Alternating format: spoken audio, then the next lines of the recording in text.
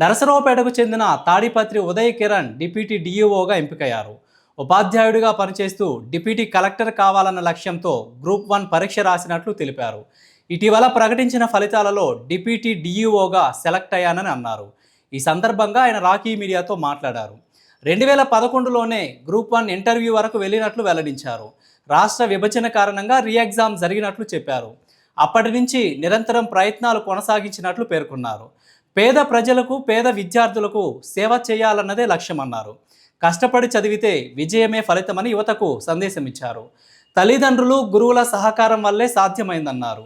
అధికారిగా బాధ్యతలు నిబద్ధతతో నిర్వర్తిస్తానని చెప్పారు. నమస్కారం అండి. నా పేరు తాడిపత్రి ఉదయ్ కిరణ్. నేను జెడ్పీహెచ్ఎస్ కండ్లగుంటలో గణిత ఉపాధ్యాయుడిగా పనిచేస్తున్నాను. మాది స్వగ్రామం ఈపూర్ మండలం ఇనిమెల్ల గ్రామం. నేను నిన్న ప్రకటించిన డిప్యూటీ ఎడ్యుకేషన్ ఆఫీసర్ ఏపీపీఎస్సీ వారి ద్వారా సెలెక్ట్ అయ్యాను. ఇది నోటిఫికేషన్ వచ్చేసి 2023లో పడిందండి. దీనికి సంబంధించిన ప్రిలిమ్స్ ఎగ్జామ్స్ 2024 మేలో జరిగినాయి. మెయిన్స్ ఎగ్జామ్స్ 2025 మార్చిలో జరిగినాయి. అయితే ఈ చిన్న ఇష్యూస్ వల్ల అది రిజల్ట్ లేట్ అయింది. అయితే ఇప్పుడు రిజల్ట్ రావడం ఆనందంగా ఉంది. నేను గతంలో హెచ్జిటిగా బొల్లపల్లి మండలంలో స్కూల్ అసిస్టెంట్గా జెడ్పీహెచ్ఎస్ ఇనిమెల్ల, అట్లాగే చందవరం యూపీ స్కూల్ హెచ్ఎంగా పనిచేస్తున్నాను. ఇప్పుడు ప్రస్తుతం కండ్లగుంటలో నేను పనిచేస్తున్నాను. మా కుటుంబంలో గత 4 తరాల నుంచి టీచర్గా పనిచేస్తున్నాం. అటువంటి ఎడ్యుకేషన్ డిపార్ట్మెంట్కి నేను మళ్ళీ ఒక అధికారిగా ఎంపిక కావడం నాకు చాలా ఆనందంగా ఉంది. అయితే నాకు ఆ ఎడ్యుకేషన్ డిపార్ట్మెంట్లో 18-20 సంవత్సరాల అనుభవం ఉంది. సో నేను దాన్ని దృష్టిలో పెట్టుకొని ఒక అధికారిగా పేద విద్యార్థుల విద్యాభివృద్ధికి కృషి చేస్తాను.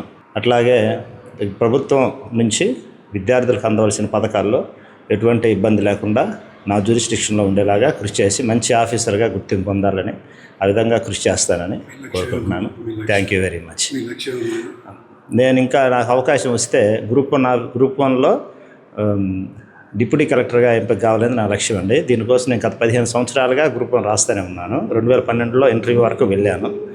అయితే అది కొంచెం కోర్టు కేసుల వల్ల అది మళ్ళీ రీఎగ్జామ్ జరిగింది. తద్వారా అవకాశం కోల్పోయాను. లేకపోతే అప్పుడే నేను సెలెక్ట్ అయి ఉండేవాడిని డిప్యూటీ కలెక్టర్గా.